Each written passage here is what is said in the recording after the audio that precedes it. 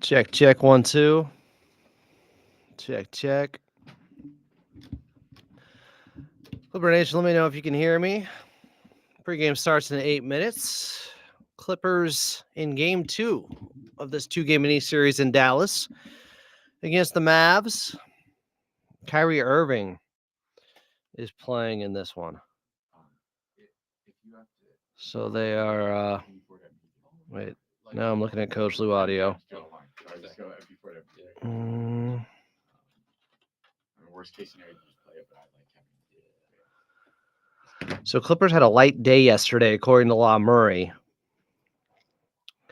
So Kawhi Leonard took contact, but not necessarily with the active roster yesterday due to Thursday's game, per Coach Lou. That's interesting. What up, Jay? Oh, Cam thought he was first, but Jay beat him to the punch. Oh, you want the next 2 keywords?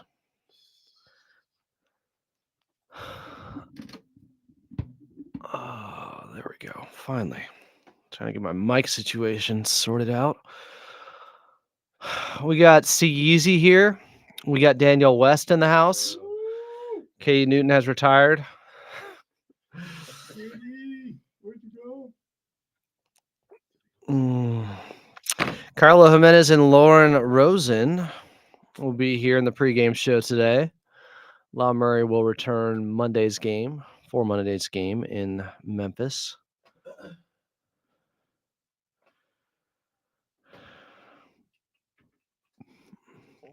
That's not how it works, Cam. You hold that L. Like Cam Newton did when he didn't jump on that fumble in the Super Bowl. Still upsets me.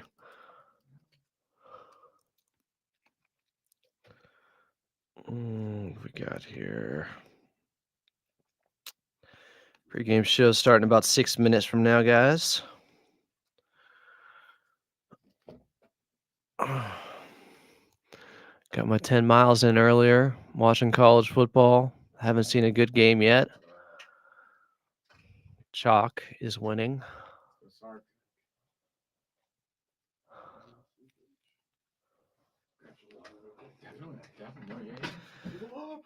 Andrew Joris said, listen to the show while I'm driving from Reno to Las Vegas. Viva! In the middle of the Nevada desert.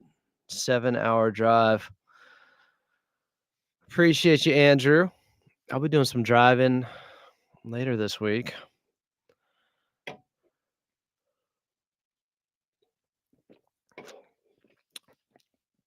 We starting in 5 minutes here. I got Cam like that Cam Newton reference, I think. You know what I'm talking about. He took that back step instead of jumping on the football in the Super Bowl. I'm a Carolina Panther fan. That offended me. Give me Jake Delhomme any day. All right, I'll be back.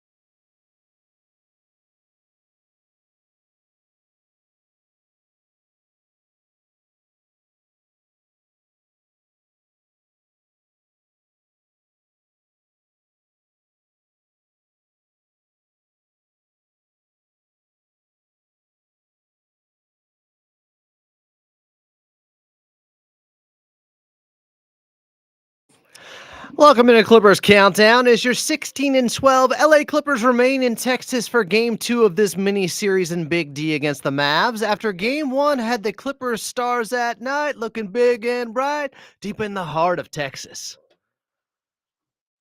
Shakes Washington, gets downhill, lefty, layup is through, plus contact. Oh, James Harden lost PJ Washington and then laid it up, plus the foul. James with 7 to shoot, steps back, a right corner three. Oh yeah! Harden buries it from bonus distance. Big Zoo in the paint, spins, floats, finishes with a right hand. Zoo dribbles right hand, muscles into the body of Lively, right-handed layup, gets hacked and puts it in.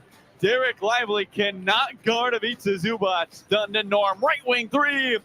String music. Norman Powell from the right angle. And a timeout. Jason Kidd and Dallas. Norm straight away. Looks for help. Double team. Dribbles out of the white jersey. Double team and glides to the rim with a left-handed layup off the window and in. Beats the Zubats had 21, 15, and 5. James Harden with 24. Norman Powell led them with 29 points as the Clippers' big three made it look easy in the second half without Kyrie and Luka Doncic for the Mavs being out there. Clippers would win by 23 on Thursday night in Dallas. Here was Clippers reporter Lauren Rosen postgame on FanDuel TV speaking with Norman Powell. Here with Norman Powell. Norm, I'll use your words. The grind is showing. What were you able to find tonight as the game went along? Just taking what they gave me. I always like to take first couple plays when I get the ball to see how the defense is guarding me. They're super physical being up. They're being super physical when we coming off screen, and then the big was up. So just trying to make plays for my teammates, loosen up the defense, and then just take my shots where I find them. You were a three-headed monster tonight with James Harden and Ivica Zubac. What have you found playing with the two of them that's been so special? Just being able to play off one another, man. Zoo's so big and dominant in the paint. We really went to him in that second half. There was guarding him one-on-one. He was able to take advantage of that. And then James, just all-around three-level score, able to shoot the ball, find guys. Me playing off him, getting out in transition, looking for opportunities to get catch-and-shoot threes. But when we all got it going like that, man, it's tough to guard. Last but not least, Norm, All-Star voting opened today, and I'm not going to make you say it, but can you tell us what has gone into making this such a standout season for you personally? Don't matter, man. Vote for me for All-Star. He said it, not me. Hey, I'll say it. Norm is averaging 24 a game while shooting 48% from three. He's playing like an all-star. So make sure to stop what you're doing right now and go to nba.com/Clippers/vote. Let's make sure our Clippers are represented at the 2025 All-Star Game before we're hosting the league at Intuit Dome in 2026. All right, let's run it back and play two. Tip time between the Clippers and Dallas Mavericks from American Airlines Center is just about 60 minutes away. Coming up, Lauren Rosen will join the show. Plus, we'll have Carlo Jimenez on. Coming up next is the Clippers and Dallas Mavericks, and you're listening to the Los Angeles Clippers Audio Network.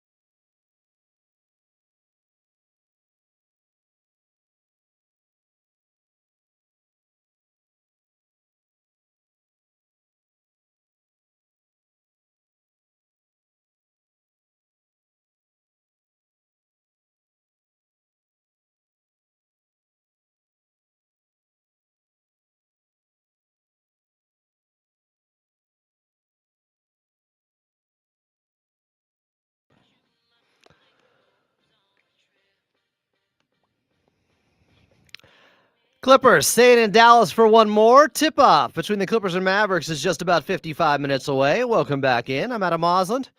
This is the official pregame show of your Los Angeles Clippers. It's Clippers Countdown coming up. We got Lauren Rosen joining the show, but first, let's get your radio voice of the Clippers from American Airlines Center. It is Carlo Jimenez. Carlo, how we doing? I got to turn my mic on to talk. Technical issues. I'm learning things here. I'm good. Game 29. Is it game 29? Holy smokes, where's the season gone?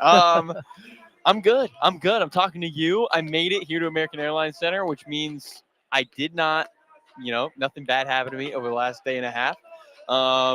Life is good, and we got a different court here today. I don't know if that means anything different, Adam, but I'm not surprised. And Kyrie Irving today. So I'm interested. I'm intrigued, and I'm excited.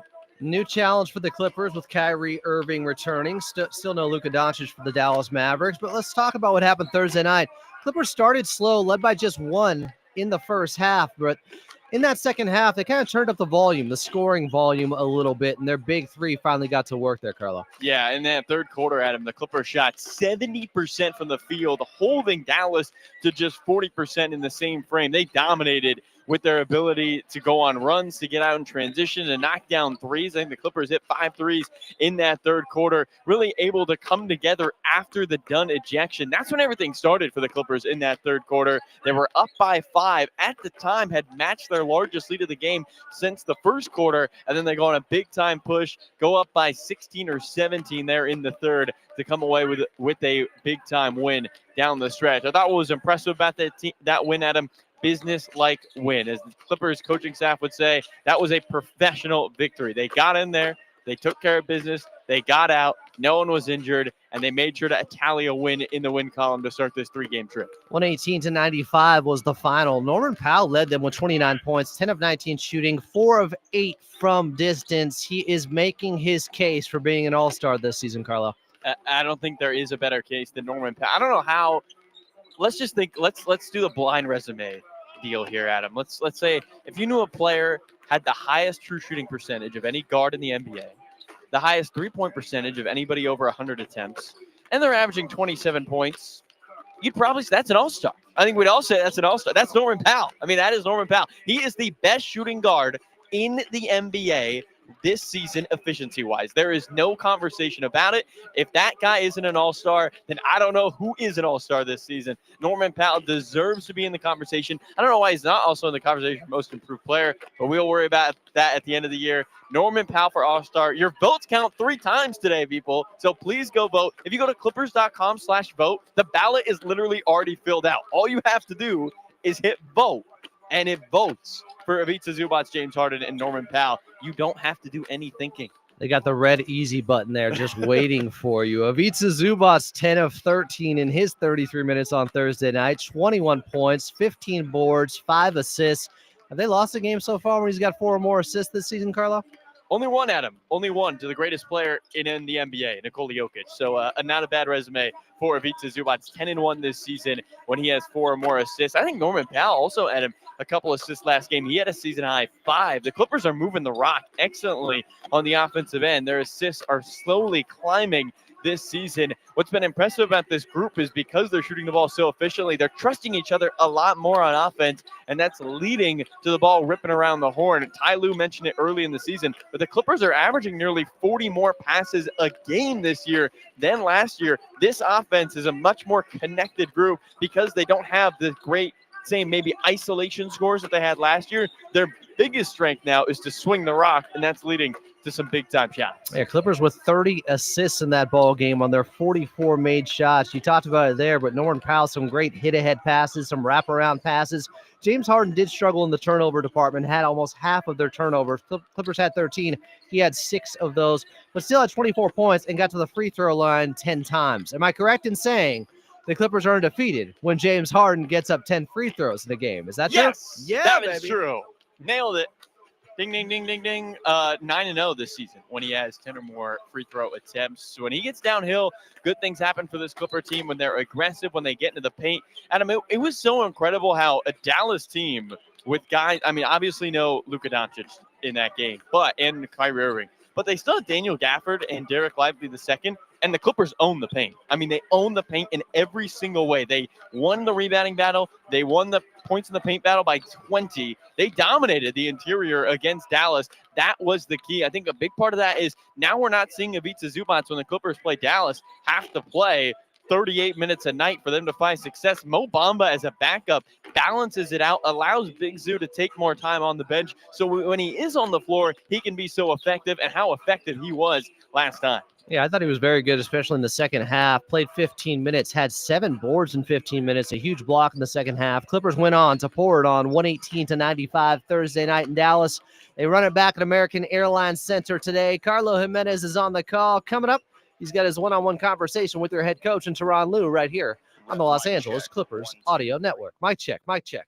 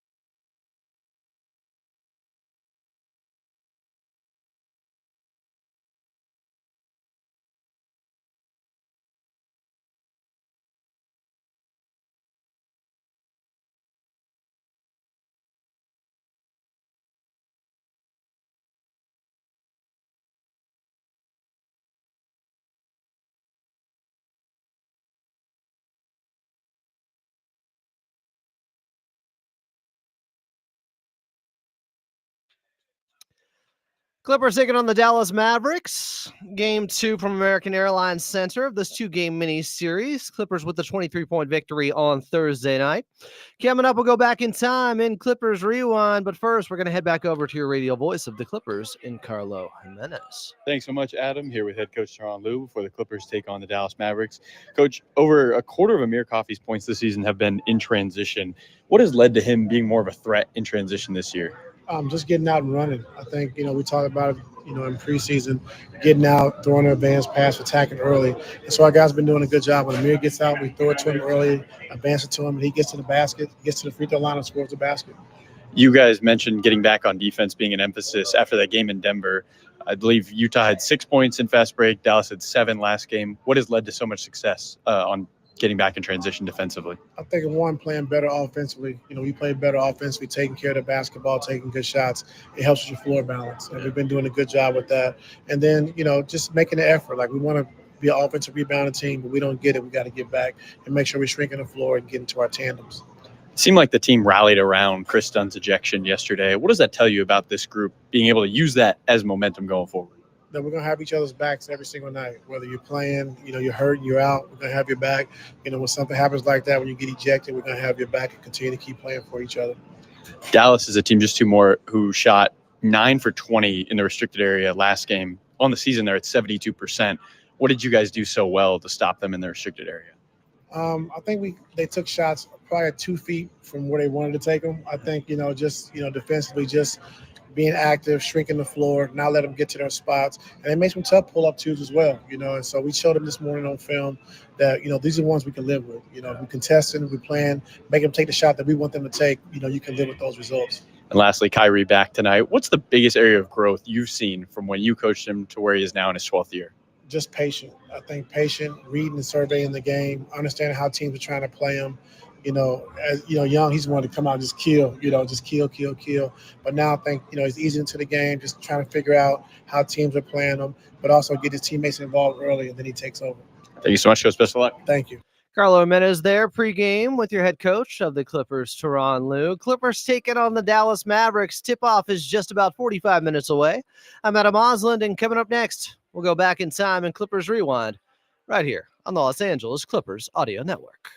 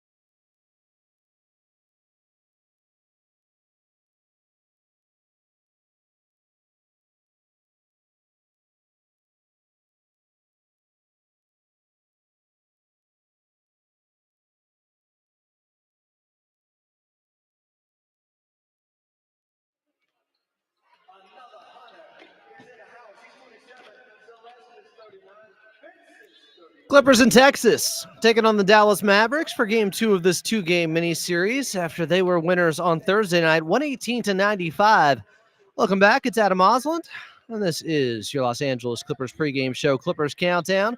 Coming up, we'll get to your player to watch, but first we're going back in time in Clippers Rewind. We're going back to May 28th, of 2021, when A Quiet Place 2 was at the top of the box office, and Good For You by Olivia Rodrigo was number 1 on the Billboard charts, and the Clippers were showing how good they could be with their backs against the wall in Game 3, down 0-2 in the series to the Mavericks. Don't call it a comeback. Leonard full head of steam. Stops, pops, straight away. 3 is good.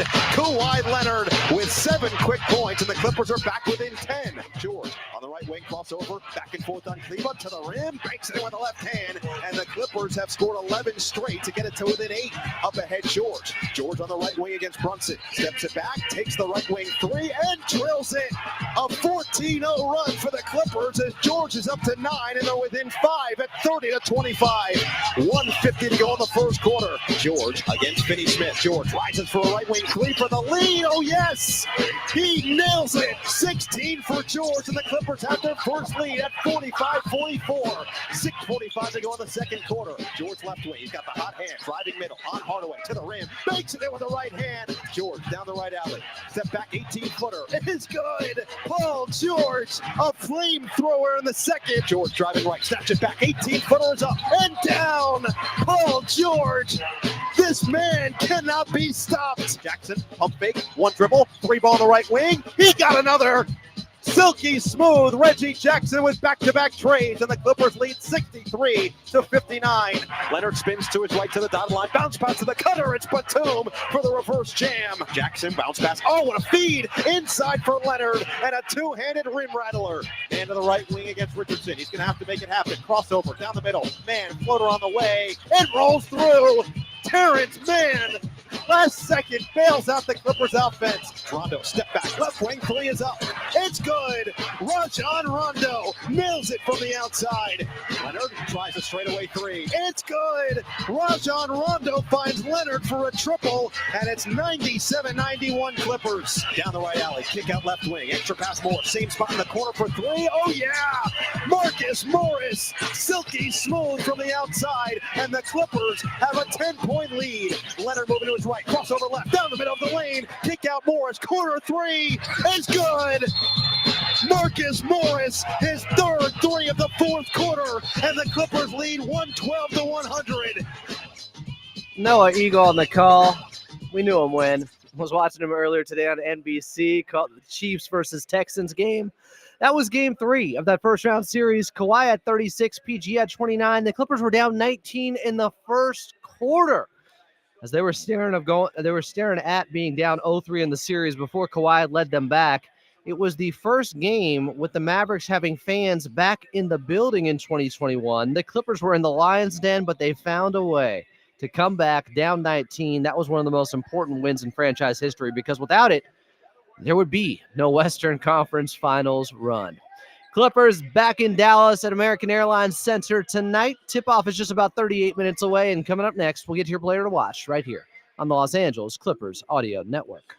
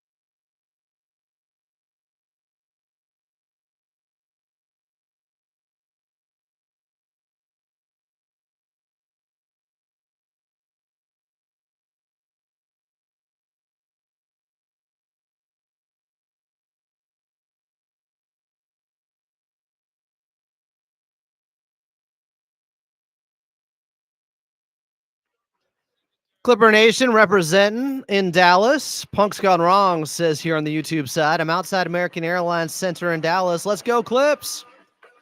Tip-off is just about 35 minutes away. I'm Adam Oslin. Welcome back in. This is Clippers Countdown, the official pregame show of your Los Angeles Clippers. Still to come, we got Clippers reporter Lauren Rosen join the show. But first, this is LA Clippers basketball. Watching this guy play right now is really something. Players to watch. I'm watching Chris Dunn in this contest after he was ejected on Thursday night for hands to the neck of Gortman of the Dallas Mavericks. They got into a kerfluffle out there, a little bit of a dust up, but it was Chris Dunn playing 18 minutes in the first half alone. Finished at 25 minutes, was just 1 of 5, did knock down a three-pointer, but was a plus 11 before he left the ball game. Clippers had a 5-point lead. Right afterwards, they went on a 10-0 run, and they rallied around the ejection.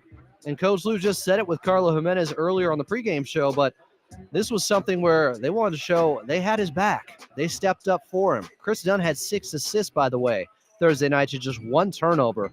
Was really dishing the rock. I want to see how he comes out and performs tonight after missing most of the second half of that ball game in the Clippers' 118-95 victory over Dallas on Thursday night. So Chris Dunn, my player to watch, and oh yeah, he'll be asked to guard Kyrie Irving much of this ball game. Coming up next, your injury report. I'm Adam Oslin. This is Clippers Countdown right here on the Los Angeles Clippers Audio Network.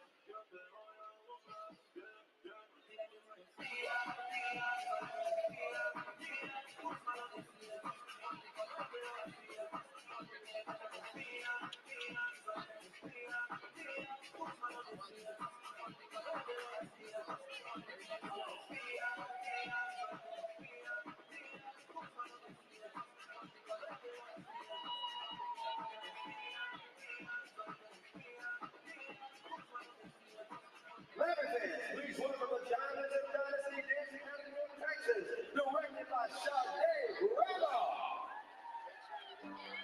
Shine white like a diamond.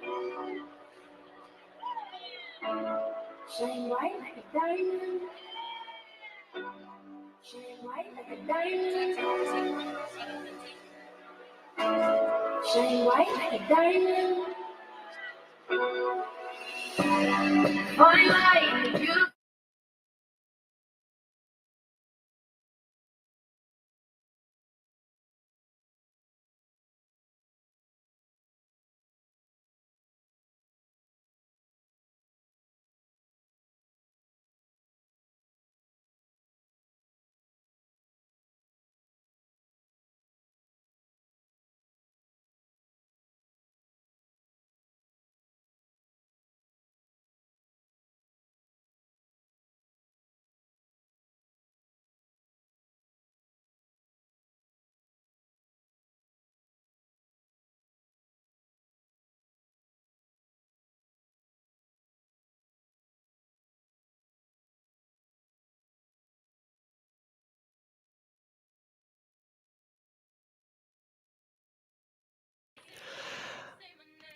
Little deja vu for you. Clippers still in Dallas, taking on the Mavericks in Game 2 of this 2-game mini-series. Welcome back in. I'm Adam Oslin. This is Clippers Countdown. Tip-off's just about 31 minutes away, and you know what? While we have a brief moment, let's pause 10 seconds for station identification here on Los Angeles Clippers Audio Network. This is LA Clippers basketball. AM 570 KLAC Los Angeles, 98.7 KYSR HD2 Los Angeles, and iHeartRadio station. Clippers reporter Lauren Rosen coming up in just a matter of moments here, but do want to give you an update on Kawhi Leonard. Clippers had a light day yesterday, so Kawhi Leonard took contact, but not necessarily with the active roster yesterday due to Thursday's game.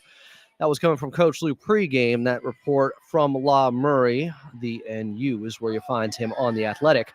Of course, still no Kawhi, still no Terrence Mann for the Clippers, still no Luka Doncic for the Dallas Mavericks, still out with that heel injury. Jaden Hardy also out with an ankle injury, but they do have Kyrie Irving back for this one.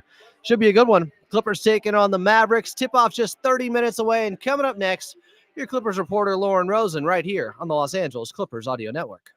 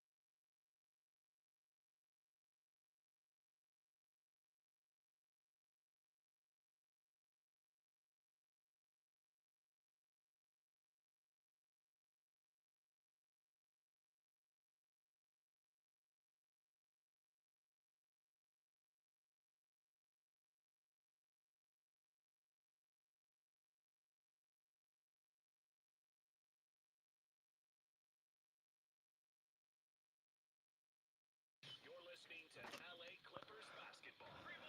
Yes, sir! Right here on the LA Clippers.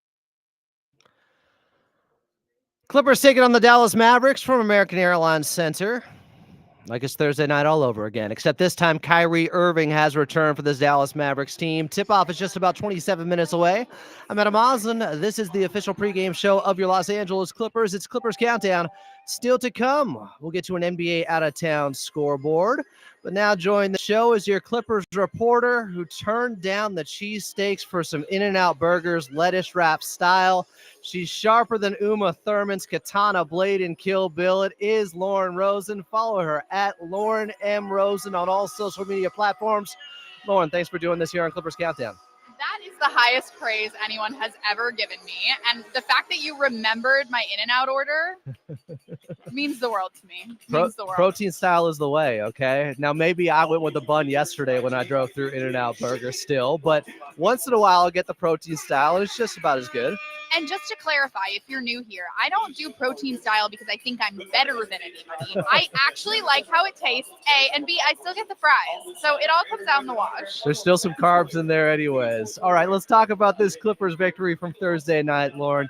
You were on the call. You had Norman Powell post-game. He led them with 29 points. What was the difference to you in the second half of that one where the Clippers finally were able to put Dallas in the rearview mirror? Well, it was one of those nice games where I had the opportunity to chat with assistant coach Brian Shaw at halftime. He said what he wanted, and then they produced exactly that. He said he liked the shots they were getting in the first half. He said that if they could make some, which obviously they went on to, they would, quote, be in good shape, which they were, right? So it's nice when things line up the way that the coaching staff wants them to. He wanted them to stop fouling quite as much. He wanted the defense to be a little sharper, and they were able to really execute on all of those halftime adjustments. You absolutely love to see it, especially when they were able to convert the way they were there in that second half. I love seeing Norman Powell and you interviewing him post-game and him calling his shot. Just vote for me, please. Just vote for me right now. He deserves it. This guy has been unbelievable so far this season. The numbers say he's been an all-star, but the leadership's also been there with him. What have you noticed with Norman Powell this season with the Clippers? Well, Norm is so modest that I didn't expect him to say, vote for me for All-Star, but he has every right to, right, Adam? He's been so solid, so strong, and I think it's worth noting he got off to such a quick start. And that means, of course, that opponents are putting now Norm Powell at the very top of their scouting report every single night. Not only does that change for him, he also gets injured, right? And a hamstring injury is nothing to scoff at. It's something serious that he had to really rehab and be really intentional about when to come back. He does so, right? And then he's even better than he was prior to the injury and prior to finding himself at the top of a scouting report. And again, for those that aren't exactly sure what that necessarily means, it means that when the Mavs are doing film this morning, yesterday, whenever it was, Norm is the first person they're looking at. So everybody knows exactly what Norm wants. Everybody knows exactly how they should cover him. And so the fact that he is able to come out night after night and find ways to combat that extra attention on defense and continue to score at the clip that he scored at, his numbers are all-star numbers. The team is good.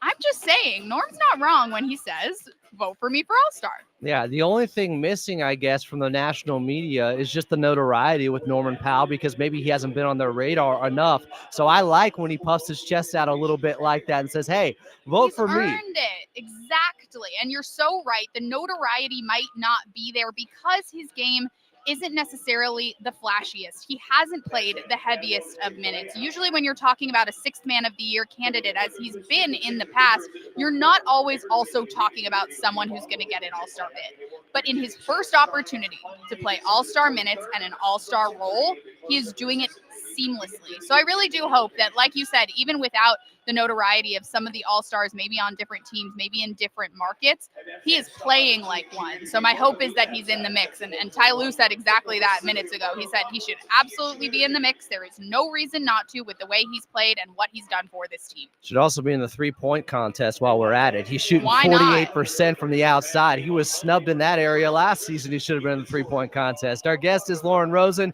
your Clippers reporter here on Clippers Countdown. Clippers running it back against the Dallas Mavericks. It's game 2 of this 2-game mini-series. Tip-off is just about 23 minutes away.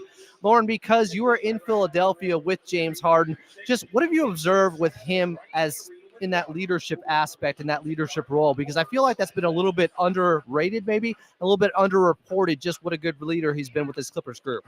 Well, the cool thing about James Harden, Adam, is he's sort of the ultimate floor raiser. When you look at his resume, every team that James Harden has played on has been a good team. He's always in the playoffs. He's always fighting in the playoffs.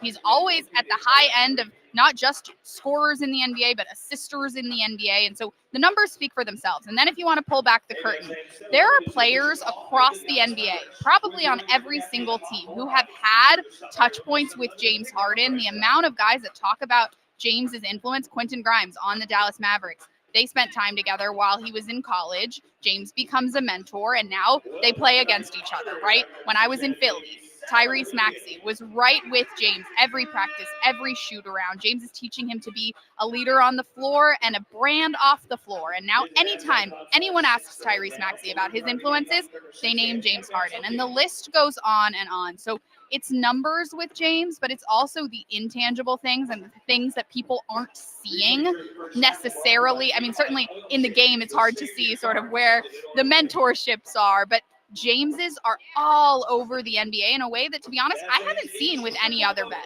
Yeah, I feel like it's been key and somewhat overlooked by the national media overall. When you talk about James Harden, you don't look at him maybe, or you don't look specifically at the leadership aspect with him. And it's been critical for this Clippers team, especially getting off to this hot start. They're 16-12 so far without Kawhi Leonard in each and every game, but he's with the team right now, Lauren. And I was watching some video on courtside last game Thursday night. He's yapping it up with the guys. He's playing. He's having fun with Ivica Zubac there courtside. What have you observed from the team now traveling with Kawhi Leonard? Maybe just what a shot in the arm that could be for this group, just from an energy aspect. Listen, you're not wrong. He's yapping, and he's watching these games. He's locked in. He's been doing it all season long at home. I have the privilege when I'm on the broadcast of being able to observe some of these huddles, right? And I've been not shocked, but impressed by how vocal Kawhi has been in these huddles. He's watching the game. He's, as Norm was when he was injured, he's letting these guys know, as one of the best defenders to ever play the game, by the way, what he's seeing offensively and what he would be doing as a defender, right? Pulling aside Terrence Mann when he wasn't injured, but pulling aside Derek Jones Jr., pulling aside the primary defenders on this team and acting as a voice. Now, you ask about coming on the road. I know Brian Seaman talked to you about it the other day, but it's only a good sign, right?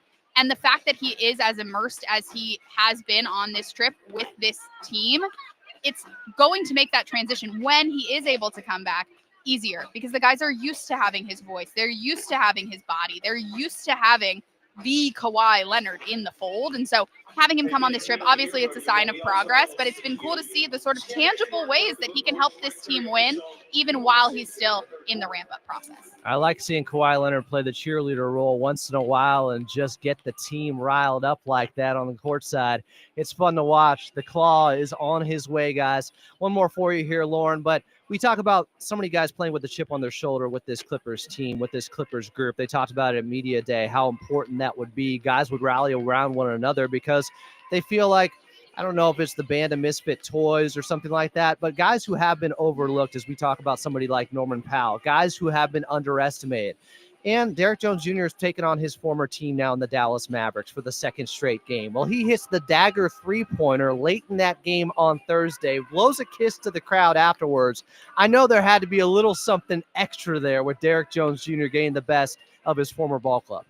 Yeah, and listen, speaking of guys coming back into the fold, let's not let it get lost that Derek was able to come back sooner than perhaps the team thought. He was originally going to be evaluated 2 weeks following his hamstring injury. 2 weeks had not passed, and he was already back on the floor against his former team, making an impact. Ty Lue said he was on a minutes restriction. We think it was around 20 in the last game, so would imagine that he'll ramp up a little bit more as well. But yeah, you know that had to feel good, right? To come out and he helped when the Clippers were behind. He was super helpful in that second quarter. And then, like you said, sealing the deal against your former team, it's got to feel good. I'll never know what that feels like, but it's got to feel good. Because you were reporting during that ball game, was there anything you noticed with him? Because Carlo and I were talking about him going back to the tunnel. I didn't get to see everything on the TV side. Was he on the stationary bike at all? Did he have a heat pack on his hamstring? What was he doing just trying to stay fresh out there? Because I was worried for a second that he was going to leave and go to the locker room, but instead he came back and helped close out the game.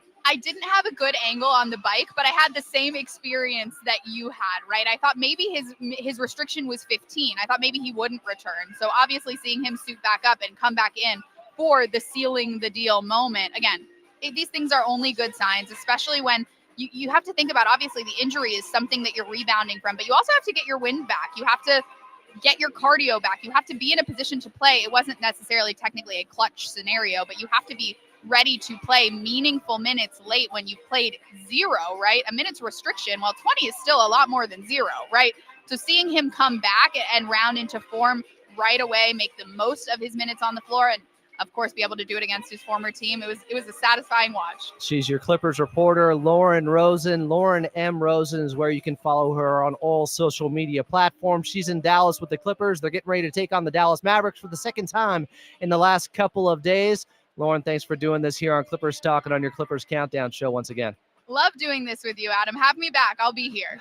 Sounds good to me. Bring the strawberry milkshakes from In-N-Out Burger. All right, coming up next, we'll get to an NBA out-of-town scoreboard right here on the Los Angeles Clippers Audio Network.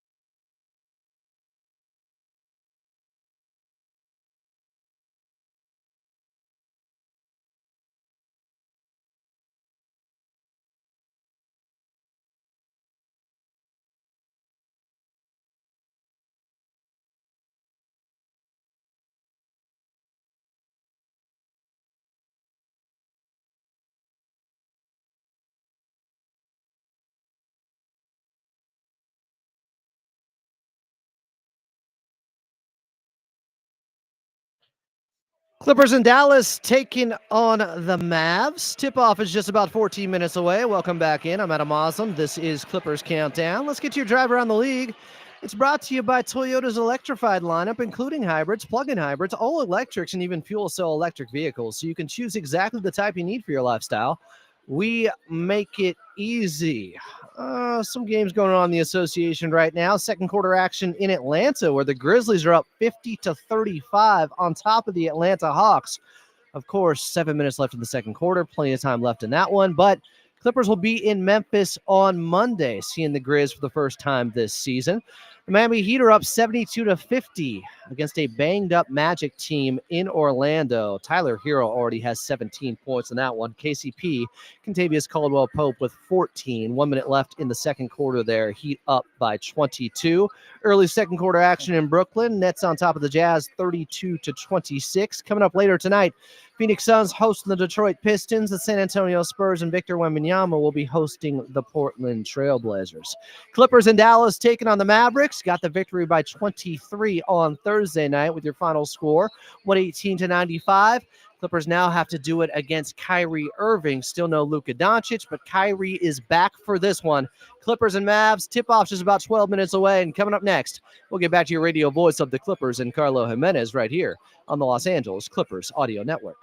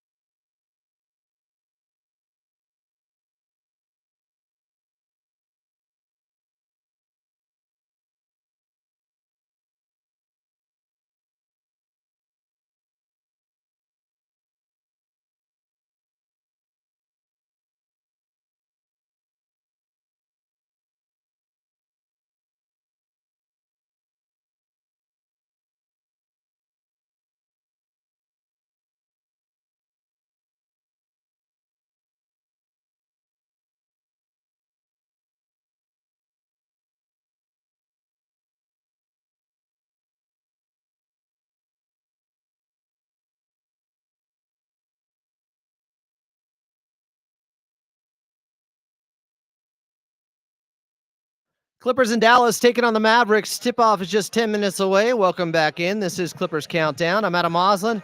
Coming up, we'll get to your keys to victory, but back on the show now is your radio voice of the Clippers and Carlo Jimenez, and this segment's brought to you by Prize Picks. Download the app today and use code KLAC to get $50 instantly after you play your first $5 lineup.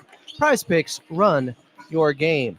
I don't know if we talked enough about Big Zoo and just how big he played in that first game Thursday night, Carlo, against Derek Lively, against Daniel Gafford. One of the best front courts in the NBA with size to match him, but they were no match. And the Clippers, you got to give the teammates credit, of course. They were finding Big Zoo in some of the sweet spots where he had deep post position, and it was just too little too late for Lively and Gafford to contend some of those shots. There were some barbecue chicken plays out there for Big Zoo. I mean, offensively and defensively, I asked Ty Lue about why they're able to contain Dallas so much in the painted area. One of the best teams in the NBA in restricted area shooting percentage, which is that little half smile or frown right around the rim, the restricted area. Dallas has been shooting 72% from that area this season. They were 9 for 20 against the Clippers. And Ivica Zubac's ability, Adam, to be physical at the start of the possession helps a lot defensively, and I think that was a big reason why the Clippers found success there. He didn't allow guys like Lively and Gafford to do what he was doing to them on the offensive end, and that was getting in the post, getting low position, and then just dominating underneath the iron. Ivica Zubac, for one reason or another, whether it's Dwight Powell, Derek Lively II, or Daniel Gafford starting, has gone to work against the Dallas Mavericks for a long, long time. Jason Kidd acknowledged it pregame. He said, look, we know what Ivica Zubac has been able to do against us. We got to find a way to be more physical against him. Don't be surprised if the Clippers go to him early, Adam. They play their best offense, and I know you talk about it all the time, when Ivica Zubac is playing his best. And so if you feed the beast, everything else seems to work out. Yeah, I hope they do it for a full 48 minutes this time whenever he's out there on the court, because during that second quarter, I was pulling my hair out Thursday night. I was just like, wait a second. He had 6 points in 7 minutes in the first quarter. Get him involved in the second. You're struggling on the offensive end. But they did in the third quarter. They did in the fourth quarter. They got back to Big Zoo, and they pulled away for a 23-point victory, partially because Amir Coffey played a huge critical role when the Clippers went on that 10-0 run late in the third quarter. Amir was in there for a lot of that. He ended up going with 16 points off the bench, 7 of 10 shooting, 2 of 4 from distance. Amir has been one of the better role players, not just on this Clippers team, but in the NBA this season. And he adds an element that this Clipper team doesn't really have if he's not playing at him, and that's the threat of transition. The Clippers have not had that in some time. I mean, all of last year, they were clamoring that they wanted to play faster. We never really saw it happen. Amir Coffey has taken that stand for the Clippers. Mentioned it with Coach Lou, but almost 30% of his shots this season and over 25% of his points have been transition field goals for this Clipper team. His ability to finish with contact and get downhill. I think Norman Powell, he had 5 assists, matching a season high, but some of those assists 70 feet down the floor to Amir Coffey were excellent in that contest. It was impressive how Amir Coffey has found a new role with this Clipper team, Adam, seemingly after already establishing one last year. He has added to it this year. Yeah, he's been very good at being that locomotive, running off the tracks, getting downhill in transition, playing with force there, finishing with both hands. He is tough to stop on some of those fast breaks with the Clippers. They need that element that he provides, as you're saying there. My player to watch. I'm going with the guy who was ejected Thursday night in Chris Dunn, because not only could he be playing with a little bit more of a chip on his shoulder than usual, but he's going up against Kyrie Irving now, who's back. He'll likely be guarding him some in this contest. Who do you got for your player to watch on the Clippers side, Carlo? I like that one, Adam. I think I totally agree with you. Chris Dunn is going to have a big game for this Clipper team, especially on the defensive side of the basketball. I mean, it's so tough, but I feel I'm going Big Zoo. Is that allowed? Is that allowed? Ivica Zubac? It's not. I had him last time out, so you can't. No. It might be the most automatic pick when you're playing the Dallas Mavericks to go Ivica Zubac, but if you're going to leave him up there, I'm going to take him off the board. There's no doubt about it. Ivica Zubac averaged 16 points in that playoff series against Dallas. He finished with 21 last game. I mean, this is the thing that jumped out to me, Adam. Daniel Gafford leads the NBA in field goal percentage. He went 0 for 4. Last game against Ivica Zubac. He didn't make a single field goal on 4 attempts. His worst shooting performance of the season. So not only is he dominating offensively, he's given the same effort with the same result on the defensive end. A true two-way big man. I know we don't call big man two-way players, but Ivica Zubac is a two-way big man. Oh, yeah. The way he protects the paint and the way he plays with force on the offensive end when the Clippers get him the basketball, he punishes teams. And I do think there's an intimidation factor going back to that first-round series. He was so good against Daniel Gafford and Derek Lively in that 6-game series last time out, just this past season, not the one in 2020 or the one in 2021, the one in 2024 here. But one more guy to talk about who I think kind of flew under the radar. I thought Nico Batum was very good, especially when Chris Dunn was ejected from that ball game. He helped them close with the starters, and it's just such an easy transition for him and a seamless fit. Nico Batum, always ready, has always stayed ready for this Clippers team, whether he's starting, whether he's coming off the bench, and he had to play some clutch time minutes down the stretch there and help them gain a little bit more separation Thursday. Yeah, big offensive rebound late in that game that led to a reload three from Norman Powell at the top of the key. I love that he was more aggressive shooting the basketball too, Adam. 5 3-point attempts in that ball game. He is a great three-point shooter on his career. So can the Clippers continue to find him on the offensive end, and can he knock down some threes, shooting about 37% this season? Nico Batum is going to find his spots. If there's a player, and you ask me, Carlo, who are you not worried about at all, ever, at any time? It's Nico Batum. He will figure it out. He will make sure he finds his way to make an impact, especially come down the stretch in big games, come playoff time. We know Nico Batum is going to have a patented game where he wins it for the Clippers off the bench. So for him to be more aggressive just adds another element to the scouting report, and you'd love to see him get 5 more three-point attempts up in this game. Carlo Jimenez is on the call. Clippers running back against the Dallas Mavericks. Let's play two games in 3 days. Tip-off is just about 5 minutes away. Quick timeout. We'll come back. We'll get your keys to victory right here on Clippers Countdown on the Los Angeles Clippers Audio Network.